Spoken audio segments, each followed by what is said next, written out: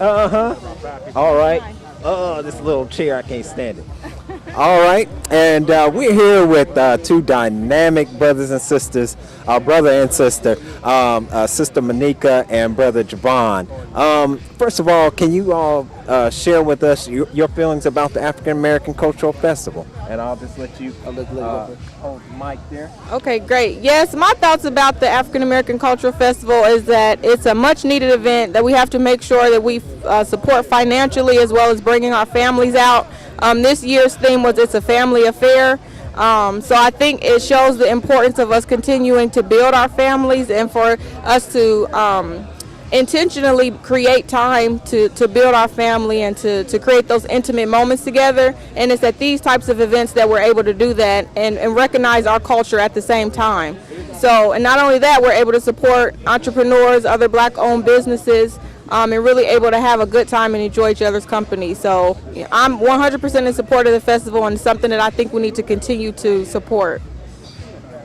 And I likewise agree with everything that she was saying and pretty much go right along with it.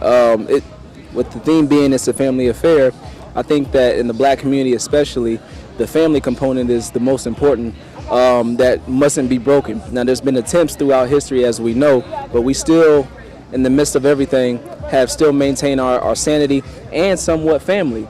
But we need to create more stronger bonds. And I think festivals like this highlight the need of us coming together and sharing commerce and just enjoying music and food and dance and laughter. I mean, this is, especially with the height of America being where it is, this is something that's almost like a breath of relief for a minute, even if it's for a weekend. So I think the festival is very much needed. We definitely have to support it in the community, make sure that it's maintained and it grows. It doesn't go anywhere but up.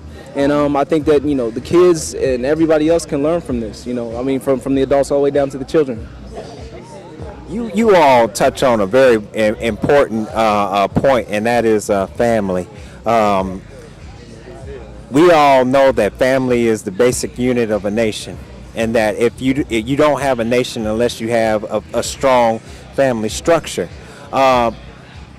Where it relates to the black community, though, what we're not understanding also is family and what you call dynasties.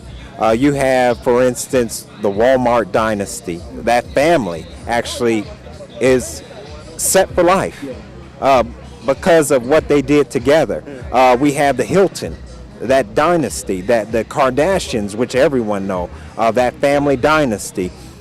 And so the social scientists say that a married man and woman are more productive and economically more financially stable and sound than single individuals. Did you all want to say anything about that? I just wanted to say something about that because that family unit is so important. I mean, that's something that I've really been a real big proponent of, even in the relationship, with Monica and I, is one, understanding, the roles that we have in a relationship, sharing the front seat and sometimes taking the back seat, because, there's some stuff that she is better at and I allow her to take the driver's seat. There's no problem.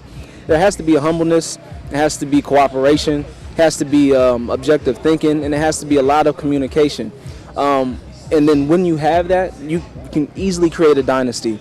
But because the tools were always there. You just needed to make sure that you had that cohesiveness between man and woman, or whatever nowadays, but man and woman, to start a good bond. So communication and all that creates that good bond, and from that good bond, you can create a dynasty, backed with finance and all that other kind of stuff. But you have to be able to see each other's vision too, and support each other's vision. So communication, support, cohesiveness will create that dynasty like the Hiltons. And I think, especially with black people, because of our creativity, they'll create dynasties a lot greater and a lot faster.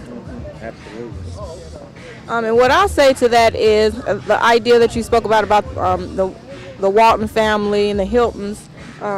One thing that they've been able to do is, in addition to creating a dynasty, is the whole idea of legacy and passing on wealth. That's something that for our community, because what has been done to us historically, we've not always been in a position to where we can pass generational wealth on to our families. We've been cut out of systems. Things have not been positioned for us to really grow wealth. and then the money that we do have, we don't always invest that back into the community. So you'll see the legacies that they create those legacies so that it can be passed on from generation to generation. They grow their children up in their businesses so that they can begin to take on different roles and responsibilities within the business, even if they don't have the skill set or the wherewithal to do it. They still groom them to do that. So I think that's something that, we have to become better at doing as a community, is creating business opportunities within our family to where everybody can benefit from it. I think sometimes we tend to go and work for other people's corporations or businesses, and we work hard on growing their corporation and their dynasty, but we don't always spend that same time investing in ourselves and investing in our personal businesses to get that same level of success. And then the times that we do that, we encounter different types of hindrances and barriers that keep us from getting to that peak or pinnacle within our business. So I think it's important, and I think it's important for us to learn how that process is done, so that we don't create ways in which our children are dependent on other people to make a living, but that we can create a business structure for them to be successful and to thrive. And I'll say one last thing on legacy. We see a lot of stadiums, streets, important complexes built after rich white families. Now, you might have a Paul Laurence Dunbar High School, but you see those places are based in individuality. Like the individual himself was great, but it doesn't speak upon the legacy of his family or his bloodline. So again, like when it comes to creating the legacy, that's another thing that we have to make sure that we do. We make sure that we keep our last names and relevant, and our family bloodline, make sure that they're put on a high pedestal and have a lot of importance. That way, the kids can grow up, whether they know who I was specifically or not, they'll know that the Webster family has a great legacy, and they've really given back a lot to Dayton and abroad. So. And you two are just so dynamic, and I love the answers that you all gave. And I wanted to also talk to you about the organizations that you all are both working on. I'll make sure you get in the camera. Make sure you have anything. Yeah, thank you, brother. The organizations that you all see, you gotta love black people. You know what I mean? Because we all family. Yeah. Can you all tell us about what you all are working on as far as the organizations that you're in, as to bring up the community as a whole? Well, as far as our organization that we represent, it's the CAU, which is known as the Coalition of African Unity. And it's basically an organization that's strictly aimed at reorienting the African mind, all the way from the root. As you know, through historical fact, a lot of us were brought here by force. Through our bloodline, our ancestors were brought here by force. So, generations later, we're set here in the land that we've been stripped from our culture, our old religions, our traditions, and we're almost like in a state of suspended animation, to put it that kind of way. You know what I mean? And I like using that kind of term because the black community is we're here, but we don't have a purpose. So what we do at our organization is we start to try to blaze that trail and start to open those doors and turn people's heads to figure out and give them a better understanding of where we came from and where we need to go based off of historical fact. And then the need to create legacies and the communication and the black family. So everything is really tied together. And that's what the CAU does in a nutshell. So. And to speak to that too, one of the premises that we operate off of is looking at the work of Dr. Malana Karenga, where he talked about one of the greatest things that we suffer from as African Americans is a culture crisis. Right. And we believe that by implementing culture and all the various aspects that are included in culture as it relates to our music, our values, traditions, norms, family. If we're able to get more African Americans within our circle to see the significance of that and how grounding and rooting yourself in that will really enhance your development, that's really what we're trying to do. We're trying to get people to understand that African Americans just didn't start here in America. We have a long legacy and history to Africa that we've been totally disconnected from. And we've had to create our own culture here in America. And it's only kind of a mishmash of a lot of different cultures that were here. It's not true to what we were doing when we were in Africa. We've adapted some things that we kept in terms of heritage and tradition, but some things were just an adaptation from what we had to do as being enslaved Africans here in America for survival.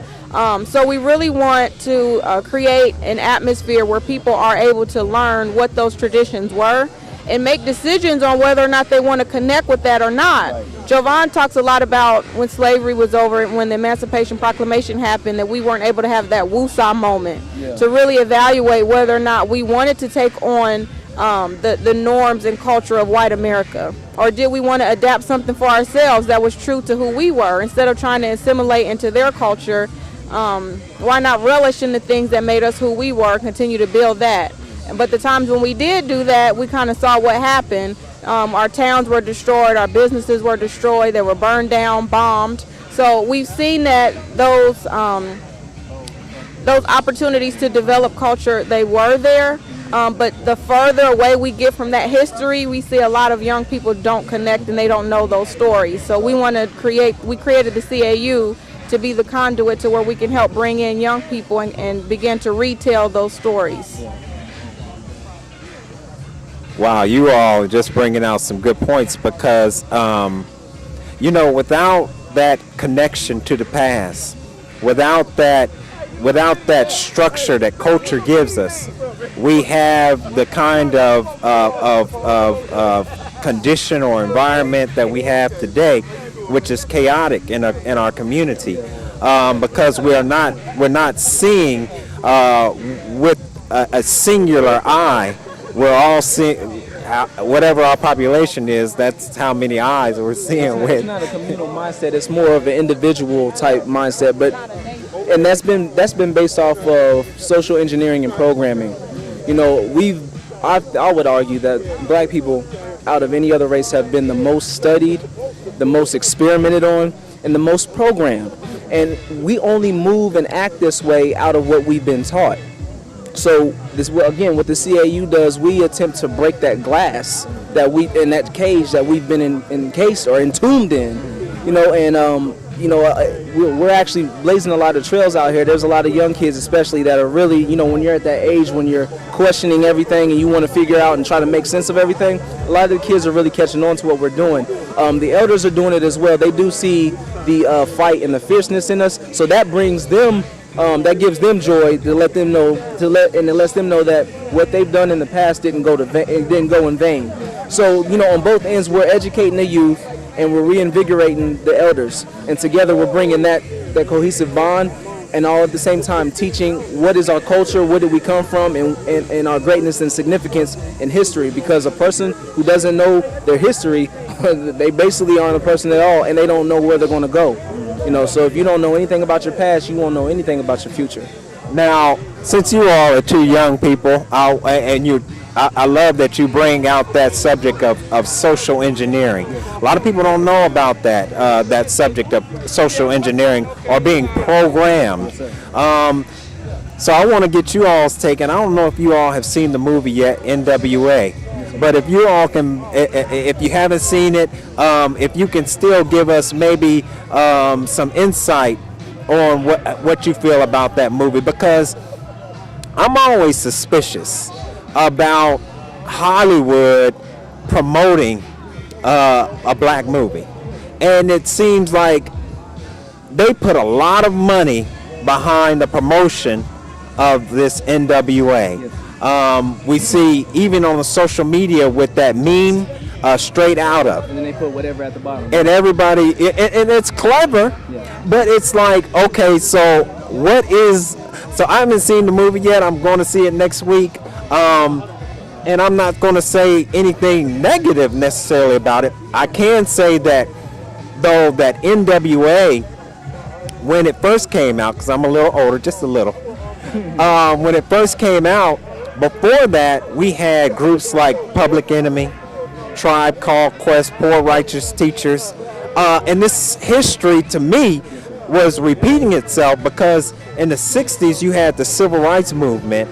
But once the COINTELPRO and the government infiltrated these organizations, tore them down, then they programmed us so subtly with what's called black exploitation movies. They removed that culture and then they put into it a culture of pimping, a culture of drug dealing, and Superfly and Shaft.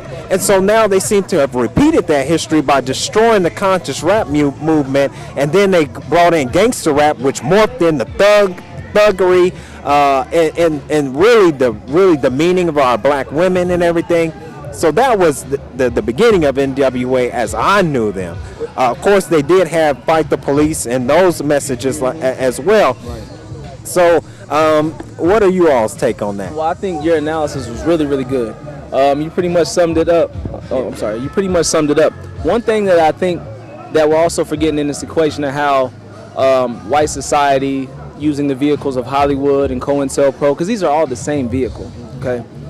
One thing that they didn't, that we're leaving out is near the end of their reign, they always co-opt something to make sure that they stay relevant. So at the rise of the blaxploitation, you know, because I watch a lot of blaxploitation movies, I'm a big buff for that too, but at the end of that, Hollywood, and especially the Warner Brothers, was almost getting ready to tank. And then what did they do? They went to the black side and figured out, what do black people like to watch? What are they interested in? And they started, you know, hiring these black directors to shoot some of these films. And some of them weren't even always black directors, but they would be black roles. Pimping and, you know what I'm saying, Dolomite and all that kind of stuff. As funny as it was, it's the image that you're portraying.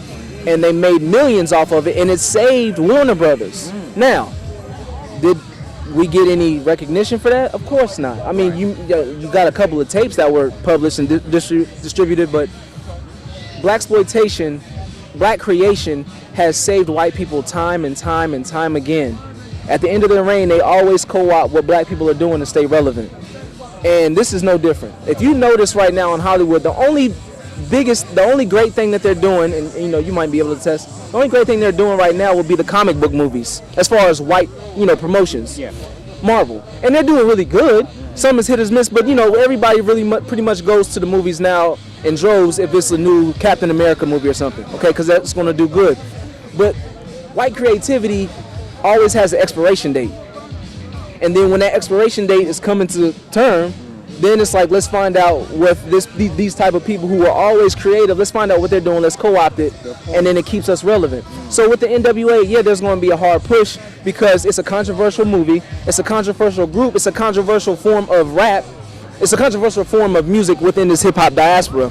And when you do a hard promotion for that, you already are going to appeal to the kids who've already been programmed years ahead to hate themselves, shoot themselves, gang violence, and all that kind of stuff. So you already know you're going to get that crowd. But again, you always look at the hidden hand behind the curtain, the puppet master. And if they're doing a hard promotion for a type of music